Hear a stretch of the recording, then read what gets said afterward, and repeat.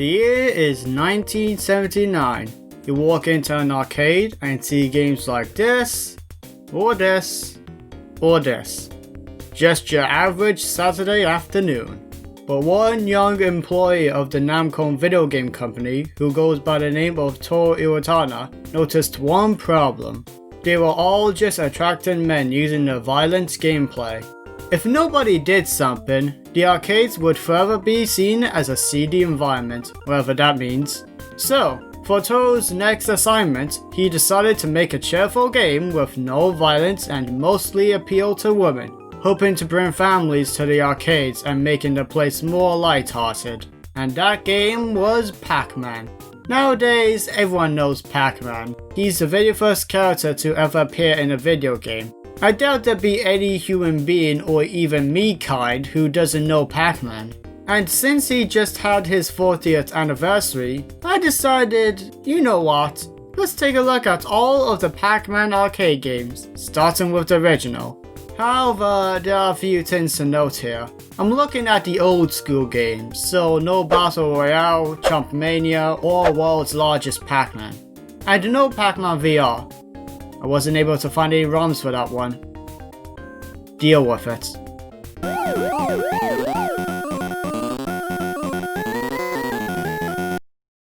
Pac-Man was released in the arcades on the 22nd of May 1980 in Japan, and then on the 26th of October 1980 everywhere else.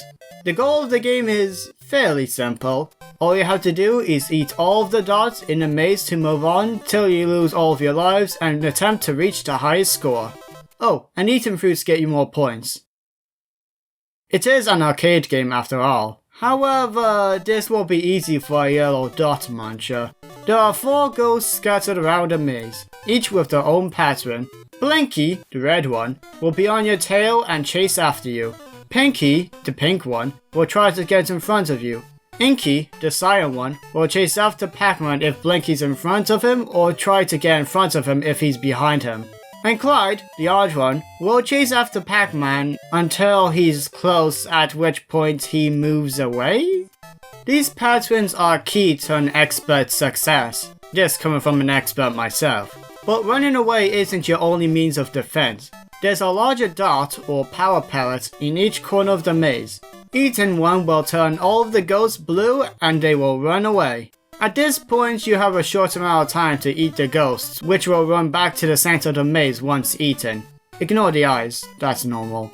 After a few mazes, you'll get a short cutscene or intermission. They're cool, I guess. It's this addicting gameplay that gets people to keep coming back to put their coins into arcade machines to try again and again and again till they understand the patterns and master their game and keep going and going till they reach the very end of the game that's so glitchy it has its own name and theme music. In other words, it's simple, yet fun. Does that mean it's easy? Well, for me, no. I'm not gonna lie, I'm pretty bad at Pac-Man games. To be fair, I've only looked up the patterns while writing the script, but I'm known for making pretty bad decisions in the heat of the battle.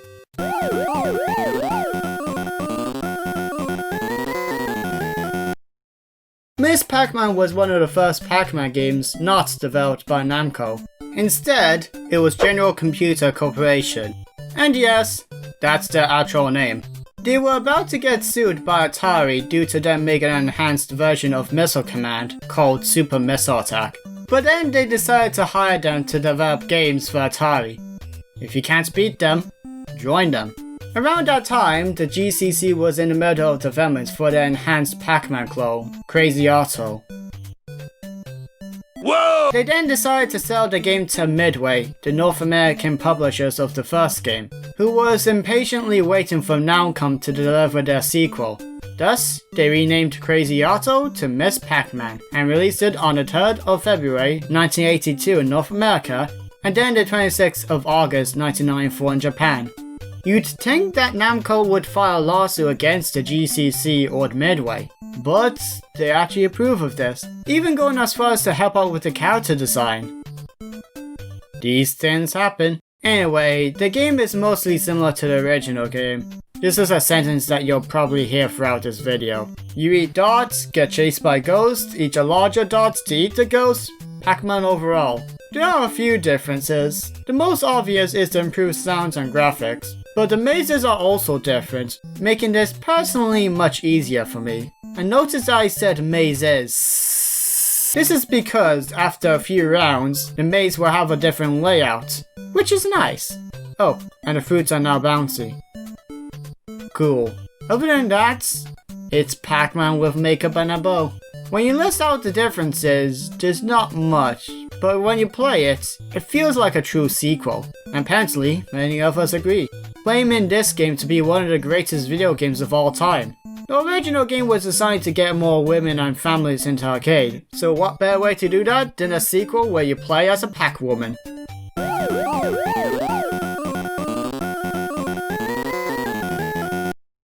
PacMan Plus was developed by Midway and released on the 13th of March 1982.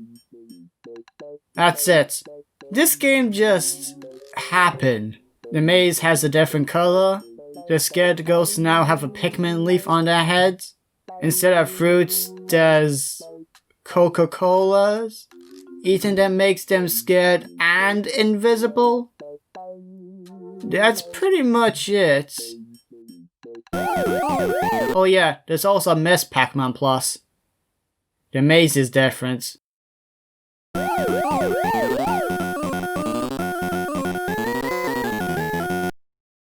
After nearly 2 years of development, Namco released Super Pac-Man on the 11th of August 1982 in Japan, and then on the 1st of October 1982 everywhere else, making this the first official sequel to Pac-Man. Just like Miss Pac-Man, the game is very similar, but with one major difference. There are no Pac dots, as they're officially called. Just the fruits. Instead, your goal is to eat all of the fruits. Most of them are blocked off by these presents, and the only way to open them is by collecting keys. In addition to the power pellets that thankfully still there are also the super pellets, allowing Pac-Man to turn into super-sized Pac-Man, who can break down the doors without the need of a key. Eating one also makes the ghosts squished? I guess you're supposed to be flying over them or something, but... You can't eat them while super, but you can't eat the power ports while in this form, so it's all good. There's also bonus stages where there are no ghosts and you have to eat all the fruits under a time limit as Super Pac-Man. Overall, very different, but it's a good game. Let's move on.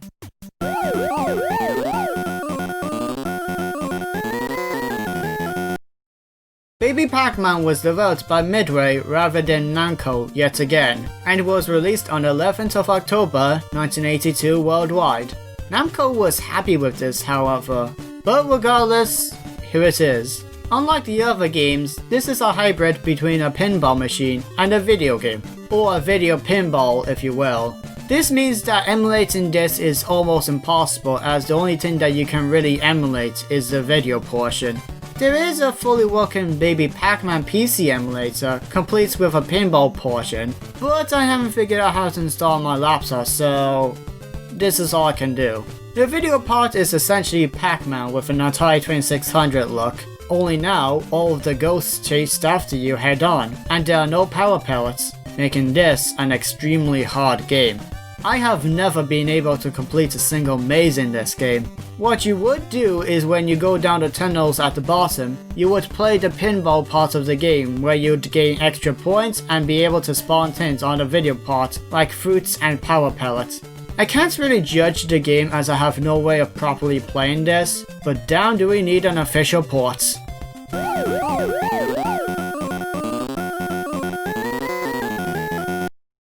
After Super Pac-Man was proven to be unsuccessful, Namco decided to develop a sequel to the game called Packin Pal, which was released on the 30th of July 1983 exclusively in Japan. The game is mostly similar to Super Pac-Man with the obvious exception of the super stuff. You, once again, have to eat all of the fruits in the given maze, or stage at this point really. Oh, and the keys too. They don't unlock anything, but you gotta get them.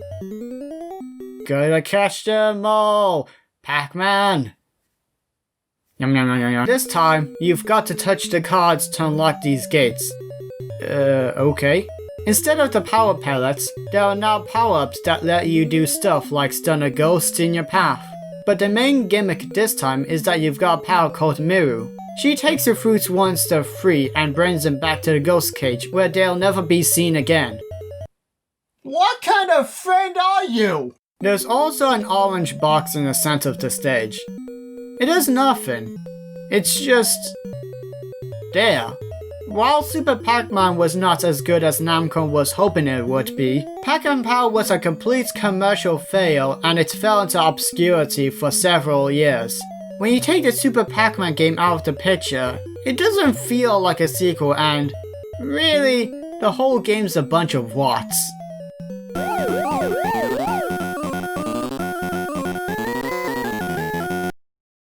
The concept for the Professor Pac-Man arcade game came from two random people, Ed Adlum, the publisher of a video game magazine, Replay, and Johnny Lott, a foosball player. They both pitched the idea to Midway, who said they weren't interested, but in actual fact, they just stole the ideas and released Professor Pac-Man on the 12th of August, 1983 worldwide.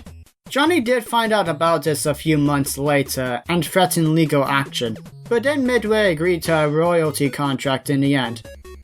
You guys, you're playing a dangerous game here. A dangerous Pac-Man game. In this game, you don't chop dots, power pellets, fruits, ghosts, or anything Pac-Man related. This is an educational game in which you answer mostly picture-based puzzles before time runs out. That's all there is to this game. What can I say? Educational games have never been popular unless it was on PCs and for schools only. Needless to say, the game didn't do all too well either. Besides, these questions are hard. It may be a poor game, but at least we got character out of it.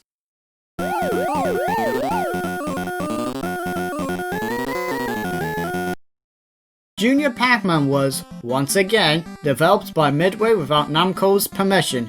Jeez, Midway, 5 times already? They released it on the 13th of August 1983 worldwide. This is your typical Pac-Man game. Maze, dots, power pellets, ghosts, and death.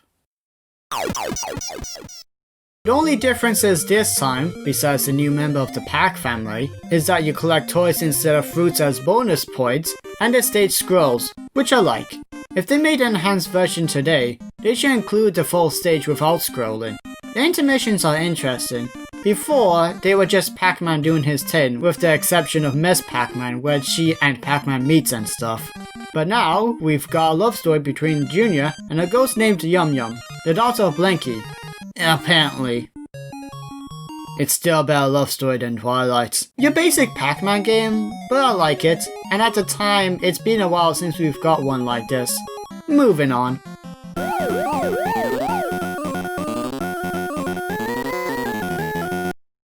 After the success of the Hanna-Barbera's Pac-Man cartoon, yes, that's Hanna-Barbera, Namco wanted to create a game based off the TV show. Thus, they released PacLand on the 1st of August 1984 in Japan, and then Christmas of 1984 everywhere else. This game, unlike the rest of the others, is a platformer. You may be asking yourself, what? But surprisingly, it works well. The goal is to make it from one side of the screen to the other all in one piece. There are ghosts among other obstacles all over the place. Luckily, we've still got the power pellets. What would we do without them? You can also stand on their heads now. Okay, once you make it all the way to the end, you meet the Mother Fairy, who gives you brand new shoes that allows you to jump infinitely. Now you just have to make it back home and start the next stage. It has a lot of charm to it. The visuals look lovely, the 8-bit rendition of the cartoon's theme is nice, and while it's a little difficult, it's pretty fun. It's even the inspiration for Super Mario Bros. Screw the Smash Bros stage, I hate that one.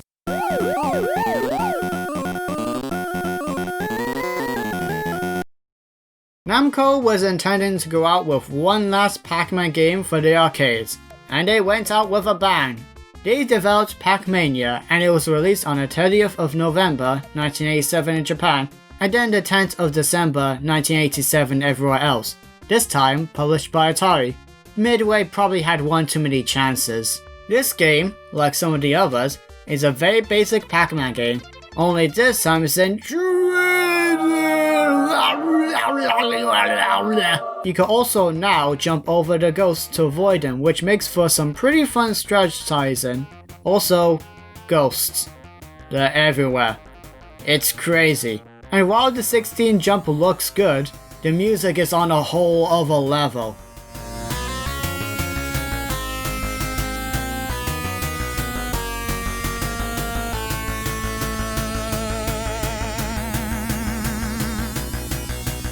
Dear God, it's good. This might as well be my favorite Pac-Man game. What a band they went with? Well...